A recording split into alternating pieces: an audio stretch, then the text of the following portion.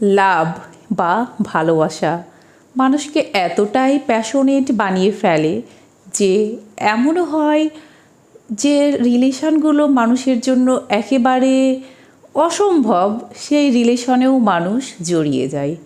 এমনই একটি revenge tragedy নিয়ে আজকে আলোচনা করতে চলেছি। ফেইডরা লিখেছেন অ্যানানিয়া সেনেকা। তো শিক্ষার্থী বন্ধুরা, ফেইডরা হচ্ছে একটা রিভেঞ্জ ট্র্যাজেডি। চিন্তা করো, রিভেঞ্জ প্রতিশোধমূলক, এবং ট্র্যাজেডি কি? ট্র্যাজেডি হচ্ছে লাস্টে কী হবে, একটা বিয়োগাত্মক যে ঘটনা থাকবে সেটাকে আমরা জানি ট্র্যাজেডি। তো চলো আমরা শুরু করি। এই ট্র্যাজেডির প্রোটাগনিস্ট বা কেন্দ্রীয় চরিত্র হিসেবে আমরা পাবো ফেইডরাকে। ফেইডরা হচ্ছে একজন মেয়ে মানুষ। ফেইডরাটা অ্যাকচুয়ালি কে? ফেইডরা হচ্ছে আর্গসের রানী। ফেইডরা যদি আর্গসের রানী হয় তাহলে রাজাকে? রাজা হচ্ছে থেসিয়াস। থেসিয়াস হচ্ছে কিং এবং ফেইডরা হচ্ছে কি? কুইন। কোথাকার? আর্গসের।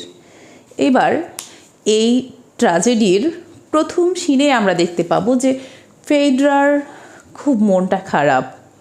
আচ্ছা, মন খারাপ কেন? তাকে এত বিষাদাশূন্য দেখাচ্ছে কেন? বিকজ তার হাজব্যান্ড থেসিয়াস 4 বছর ধরে তার সঙ্গে নাই। তাহলে কোথায় গেছে? তাদের বিয়ের খুব অনেক বেশি দিন হয়নি, নতুন বিয়ের জীবনে সে গেছে কোথায়? থেসিয়াস গেছে পাতালপুরীতে। এই যে চিন্তা করো, থেসিয়াস কোথায় গেল? পাতালপুরীতে, বা আন্ডার ওয়ার্ল্ডে। আচ্ছা, পাতালপুরীতে কেন গেল? কারণ তার হচ্ছে গিয়ে একটা ফ্রেন্ড আছে, থেসিয়াসের বন্ধু, যার নাম হচ্ছে পিরিথিয়াস, তাকে হেল্প করতে তার সঙ্গে। কি জন্য? কারণ পিরিথিয়াস চেয়েছিল যে প্লেটোর ওয়াইফ পার্সেফোনিকে তার নিজের করে পেতে, এবং তাকে অ্যাবডাক্ট করার জন্য তারা পাতালপুরীতে গেছে। তো ওখানে লোকজন যেটা জানে যে পাতালপুরীতে গেলে মানুষ কি হয় না, ফিরে আসে না বললেই চলে। তো 4 বছর হয়ে গেছে। ফেইডরা আমাদের গল্পের নায়িকা কী করছে? তার জন্য অপেক্ষা করছে, তার হাজব্যান্ডের জন্য। কিন্তু হাজব্যান্ড 4 বছর হয়ে যাচ্ছে, এখনও আসে না, তো স্বাভাবিক মন খারাপ হয়েই থাকবে। কিন্তু এইবার মন খারাপের পেছনে আরও একটা রহস্য আছে। রহস্যটা কি? ফেইডরা তার হাজব্যান্ডের অনুপস্থিতিতে ভালোবেসে ফেলেছে একজনকে। কাকে জানো? সেটা হচ্ছে তার স্টেপ সন বা সৎ ছেলে। সৎ ছেলের নাম হচ্ছে হিপ্পোলিটাস। তাহলে ফেইডরা ভালোবেসে ফেললো কাকে? হিপ্পোলিটাসকে। হিপ্পোলিটাস হচ্ছে তার সতীনের ছেলে। দ্যাট মিনস থেসিয়াসের ছেলে, ফেইডরার না, কিন্তু যেটা হচ্ছে স্টেপ সন আমরা বলি, সৎ ছেলেকে ভালোবেসে ফেলেছে। এবার হিপ্পোলিটাস সম্পর্কে একটু বলি। হিপ্পোলিটাস কিন্তু আমরা তাকে একজন ভালো ক্যারেক্টার হিসেবে দেখতে পাবো, এবং সে প্রকৃতিপ্রেমী। সে কী করে জানো? বিশেষ করে শিকার করতে খুব পছন্দ করে। নর্মালি রাজাবাদের সাথে ছেলের এই কাজগুলো বেশি করেই থাকে। তো তোমার হিপ্পোলিটাস তোমার শিকারের দেবী ডায়ানা, তার পূজা করে। অন্য দেবদেবীদের সে খুব একটা অনুসরণ করে না, ডায়ানার পূজা করে, এবং সে শিকার করতে পছন্দ করে। তো এই সময় হিপ্পোলিটাস শিকারের কাজে সে কি করেছে? বন জঙ্গলে বাইরে গেছে। তো আমরা ফেইডরাকে দেখতে পাচ্ছি, সে খুব বেশি মন খারাপ। এবার ফেইডরার একজন তোমার নার্স রয়েছে, যার নাম হচ্ছে কি?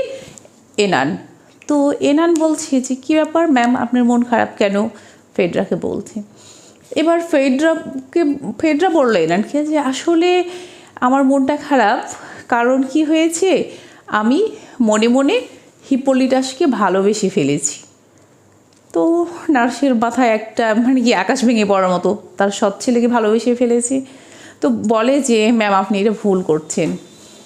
তো ফেইডরা বলে যে না, কারণ হচ্ছে ফেইডরা বলে যে না, ধরো যে সমুদ্রে একটা জাহাজ কি হয়েছে রয়েছে, এবং সে সময় খুব বেশি ঝড় উঠেছে। তো ঝড় উঠলে সে জাহাজটার যে মানে একটা উতাল পাতাল অবস্থা হয়ে যায়, আমার মনের অবস্থাটাও কিন্তু সেই রকম। 4 বছর আমাদের মানে নতুন বিয়ে, দেখা আছে তার একটা শিশু সন্তান জাস্ট আছে। 4 বছর ধরে আমার হাজব্যান্ড আমার সঙ্গে নাই, এবং এইরকম সুন্দর একটা ছেলে, সে অলওয়েজ বাসায় থাকে, তো আমি তাকে পছন্দ করে ফেলেছি, এবং আমার কন্ডিশনটাও ওই রকম সমুদ্রের ঝড়ে পড়ে যাওয়া জাহাজটার মতো, এভাবে সে বোঝায়। তো যখন অ্যানন দেখলো যে হ্যাঁ কি হয়েছে, অ্যাকচুয়ালি এখানে কি করা যাবে না, ফেডরাকে আর বোঝানোর কিছু নেই, ফেডরা বুঝবে না। তখন অ্যানন বললো যে ঠিক আছে আমি আপনাকে হেল্প করব। তো হিপোলিটাস এবার বাসায় ফিরে এসেছে শিকার শেষে। অ্যানন তাকে গিয়ে বলে যে আচ্ছা হিপোলিটাস, আপনার সঙ্গে আমি একটু কথা বলতে চাই। তো বলে যে হ্যাঁ ঠিক আছে বলেন। তো বলে যে আপনি তো শুধু শিকারই পছন্দ করেন, অন্য কিছু পছন্দ করেন না, এবং দেখা যাচ্ছে। তো বলে কী করতে হবে আমাকে? বলে আপনি একটু ভালো খাবেন, তারপরে মদ পান করবেন, দ্যাট মিনস ড্রিঙ্ক করবেন, বিভিন্ন নারীদের সঙ্গে একটু টাইম কাটাবেন। সে তার মনের অবস্থাটা জানতে চাচ্ছে। তখন হিপোলিটাস বলে না না, আমি একদমই নারীদের সঙ্গে টাইম কাটাতেই পারবো না, বিকজ আমি নারীদের পছন্দ করি না। আর পছন্দ না করার আরও একটা কারণ উল্লেখ করে যে ফেডরার মা ছিল কে জানো? এই যে তোমার প্যাসিফাই। সে তার একটা মানে মনস্টারের সঙ্গে একটা সম্পর্ক ছিল এবং ফিজিক্যাল রিলেশন ছিল, যার ফলে সে একটা সন্তান জন্ম দিয়েছিল। সেটাও একটা মনস্টার, মানে অর্ধেক ষাঁড় অর্ধেক হচ্ছে গিয়ে মানুষ, এমন টাইপের, কারণ একটা ষাঁড়ের সঙ্গেই তার সম্পর্ক ছিল। তো সেই সন্তানটাকে কি করেছিল তোমার হচ্ছে থেসিয়াস নিজেই মেরে ফেলেছিল, দেন পরে ফেডরাকে সে বিয়ে করেছিল। তো বলে যে এরকম ফেডরার মা, সে হচ্ছে জানে না যে ফেডরা তাকে ভালোবাসে, বলছে ফেডরার মা একটা নারীদের প্রতি তার যে ঘৃণা, তার সে একটা প্রমাণ রেখে যায়। আমাদের ফেডরা কিন্তু কথাগুলো আড়াল থেকে শুনে নিয়ে সে মানে অজ্ঞান হয়ে গেছে বা অজ্ঞান হয়ে যাওয়ার মতো ভান করছে। তো হিপোলিটাস বলছে কী ব্যাপার, আপনার কি হলো, আপনি এইরকম হঠাৎ অজ্ঞান হয়ে গেলেন কেন? এবার ফেডরা বলছে হিপোলিটাসকে যে আমি একটু তোমার সঙ্গে আলাদা করে কথা বলতে চাই। তো বলেন যে হ্যাঁ বলেন, কি সমস্যা, কি হয়েছে? তো বলেন যে আচ্ছা তুমি কি আমাকে মানে তোমার বোন বা দাসীর চেয়েও আরেকটু নিচে এরকম একটু টাইপের সম্বোধন করতে পারো না? এবং সে লাস্ট পর্যন্ত বলেই ফেলে যে আমি তোমাকে মনে মনে ভালোবেসে ফেলেছি, আমি তোমাকে আমার মতো করে কাছে পেতে চাই।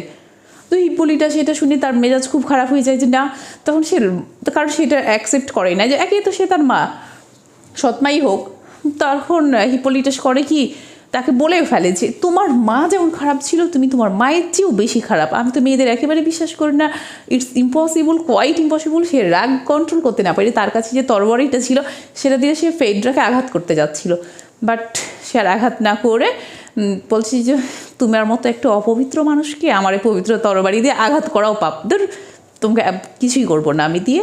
তাকে তরবারিতে আঘাত না করে সে কী করেছিল, তরবারিটা রেখে ওখানে ফেলে চলে গেছিলো। কেন ফেলে গেছিলো? কারণ তরবারিটা ছুঁয়ে নিয়েছিল তোমার হচ্ছে ফেডরা। তো বলছে তোমার মতো অপবিত্র শরীর যখন একটা আমার তরবারি ছয়, সে তরবারিটাও আমি আর নিব না, সেই বলে সে চলে গেছে সেখান থেকে বের হয়ে।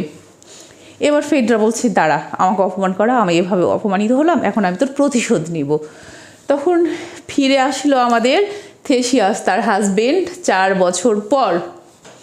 এসে দেখে যে তার ওয়াইফের মন খারাপ। তো বলে যে কী ব্যাপার, কী হয়েছে, মন খারাপ কেন? সে প্রথম বলতে চাই না। তখন বলে তুমি বললে না চাইলে তোমার যে অ্যানান আছে না তোমার সেবিকা, আমি কী করবো, তাকে চাবুক মেরে বাধ্য করবো, কী সমস্যা হয়েছে সেটা বলার জন্য। তখন ফেড একটু ভান করছিল আর কি। তো বলে যে হ্যাঁ এরকম তোমার ছেলে আমাকে রেপ করেছে, এরকম আমার সম্মানহানি করেছে। তো থেসাস তার কাছে মনে হয় যে কি তাই এমন কিছু, তো এমনকি বলে যে দেখো তরবারিটা, সে আমাকে ভয় দেখিয়ে তরবারি দিয়ে হচ্ছে যে মানে ভয় দেখিয়েছে আর কি, এবং তরবারিটা তার প্রমাণস্বরূপ এখানে পড়ে আছে। তখন সে আর বেশি কিছু বিচার বিবেচনা না করে তখন তরবারি দেখে সে মনে করলো যে হ্যাঁ তার ছেলে ঠিক এ কাজটা করেছে। তখন সে থেসিয়াসের বাবা হচ্ছে নেপচুন। তো নেপচুনকে তোমার বলল যে কি করো, হিপোলিটাসকে শাস্তি দাও এবং তার পানিশমেন্ট হিসেবে তাকে মেরে ফেলা হোক। তো নেপচুন তার কথা মতো কী করলো, তোমার হচ্ছে গিয়ে হিপোলিটাসকে মেরে ফেললো। কিভাবে দেখো, সাগর থেকে একদম ঢেউয়ের মধ্য দিয়ে বড় একটা ষাঁড় বের হয়ে আসছে এবং হিপোলিটাস চলে যাচ্ছে শিকার করতে ঘোড়ায় চড়ে। এবং যখন ষাঁড়টা ঘোড়াকে তোমার আঘাত করতে আসছে, তখন ঘোড়াটা দ্রুত দৌড়াতে তোমার হচ্ছে হিপোলিটাস নেমে যাবে, এরকম সময়ে সে হচ্ছে ঘোড়ার লাগামের মধ্যে তার কি হয়, একটা পা আটকে যায় এবং মাথাটা নিচের দিকে হয়ে যায়, এবং ঘোড়া তো দৌড়াচ্ছে, এবার হিপোলিটাসের মাথা নিচে, সেখানে যত কিছু আছে সব কিছুতে কী হচ্ছে, তার মাথাটা বাড়ি খাচ্ছে, লাগছে, এভাবে তার শরীর ক্ষতবিক্ষত হতে লাগে। এবং এক পর্যায়ে একটা কাঠের গুঁড়ি, বড় একটা কাঠের গুঁড়ি ছিল যেটা ছিল অনেক ধারালো, সেটাতে যখন হিপোলিটাসের মাথাটা লাগে তখন কি হয়ে যায়, তার মাথাটা একদম বডি থেকে আলাদা হয়ে যায়, হিপোলিটাস মারা যায় এবং তার শরীর বেশ কিছু অংশ টুকরো টুকরো হয়ে গিয়েছিল বিভিন্ন জায়গায় বাধাগ্রস্ত হয়ে। তো এইরকম করুণ মৃত্যু হয় হিপোলিটাসের। তবে আরেকটা জিনিস বলি, তোমার হচ্ছে আমাদের ফেইড্রা, উনি আরেকটা জায়গায় অভিশপ্ত। কোথায় জানো? এই যে ভেনাস এবং মার্স দেবদেবী, এদের মধ্যে একটা প্রেম সম্পর্ক ছিল, যেটা হচ্ছে ফেইড্রা এবং তার পূর্বপুরুষেরা জানতো, তোমার অ্যাপোলো জানতো, তারা কি করেছিল? প্রকাশ করে দিয়েছিল, যার জন্য এরা কিন্তু ফেইড্রাকে অভিশাপও দিয়েছিল। তো ফেইড্রার জীবনটা বুঝতে পারছো, অভিশপ্ত জীবন। এবার কি হলো, আমাদের হিপোলিটাস ইজ ডেড, সে মারা গেল।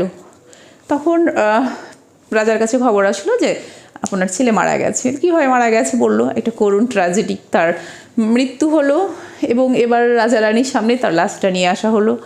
যখন ফেইড্রা কী করলো, হিপোলিটাসের ডেড বডিটা দেখলো, এতটাই বিভৎস এবং এভাবে সে মারা গেছে শুনলো, তখন ফেইড্রা নিজেকে ধরে রাখতে পারলো না। সে তার হাজব্যান্ডকে জানিয়ে দিল যে আসলেই হিপোলিটাস দোষী না, আমি তাকে এভাবে বাধ্য করেছিলাম। সে যখন আমার প্রস্তাবে রাজি হয়নি, তখন আমি নিজেকে অপমান বোধ করে তার প্রতিশোধ নিতে গিয়ে এটা করেছি, ভুলটা আমি করেছি, ভুলটা আমারই ছিল। এবার থেসিয়াসের তো মাথায় হাত, যেটা কী করলাম আমি, ভালো করে বিচার বিবেচনা না করে আমার ছেলেকে মৃত্যুর অর্ডার দিয়ে দিলাম, এরকম হলো। আসলে এখানে তো ফেইড্রাই দোষী। এবার ফেইড্রা করলো কি, তরবারি দিয়ে নিজেই সুসাইড করলো। তাহলে ফেইড্রাও মারা গেল। ফেইড্রা সুসাইড করলে এবার থেসিয়াস বলছে ফেইড্রা তো পাপী, সে সুসাইড করেছে, তার ভালো ফিউনারেলের কোনো দরকার নেই। তবে আমার ছেলে হিপোলিটাস, তার কি একেবারে রাজকীয়ভাবে ফিউনারেল হবে। এবং হিপোলিটাসকে রাজকীয়ভাবে ফিউনারেল করা হলো। আর ফেইড্রাকে বলা হলো যে তাকে মাটি প্রচুর পরিমাণে গভীর করে মাটির নিচে পুঁতে দিয়ে তার উপর মাটি চাপা দিয়ে দিতে। এরকম একটা পাপিষ্ট আত্মাকে এইভাবেই মাটির মধ্যে চাপা দেওয়া হোক। এইভাবে এই ট্রাজিক ড্রামা ফেইড্রাটি কী হয়, শেষ করা হয়। তো শিক্ষার্থী বন্ধুরা, এবার চলো যে এই ড্রামার থিমগুলো কি আমরা দেখে নিই। থিমগুলোর মধ্যে রয়েছে লাস্ট বা প্যাশন, তোমার হচ্ছে যেটা দুশ্চরিত্র বা তোমার যেই ভালোবাসাটা কি না ভ্যালিড না, এমন লাভের প্রতি যখন আমরা বেশি প্যাশনেট হয়ে পড়ি, সেটা দেখানো হয়েছে। কারণ ফেইড্রা কী করেছে, তার স্টেপ শনের প্রতি যে তার ইমরাল বা ইলিগাল ভালোবাসা দেখাতে চেয়েছে। সো লাস্ট এখানে একটা ইম্পর্টেন্ট থিম। আর অবশ্যই মোস্ট ইম্পর্টেন্ট থিম হচ্ছে রিভেঞ্জ, প্রতিশোধ নিতে তো চেয়েছিল এবং এমন প্রতিশোধ নেওয়া হলো যে হিপোলিটাসের এরকম করুণ মৃত্যু হলো। রয়েছে কি নেচার ভার্সাস সিভিলাইজেশন, কারণ হিপোলিটাস কি নেচারকে পছন্দ করতে, সে প্রকৃতির মাঝে থাকতো, শিকার করতো। বাট আমরা ফেইড্রাকে এখানে সিভিলাইজড হিসাবে দেখব, যদিও সে সিভিলাইজড, আমরা তার রিভেঞ্জের কারণে, তার লাস্টের কারণে বলবো না। দেন রয়েছে তোমার বিউটি। আসলে ফেইড্রা হিপোলিটাসের বিউটি দেখে, এরকম একটা ইয়ং ছেলে, তার হাজব্যান্ড নাই, যার কারণে সে তার প্রতি অ্যাট্রাক্টেড হয়ে গেছিলো। তো শিক্ষার্থী বন্ধুরা, আশা করি তোমরা ক্লাসটি বুঝতে পেরেছো। ক্লাসটি কেমন লাগলো অবশ্যই কমেন্ট সেকশনে জানাতে ভুলবে না। আজ এই পর্যন্তই, সবাই অনেক বেশি ভালো থাকবে। আল্লাহ হাফেজ।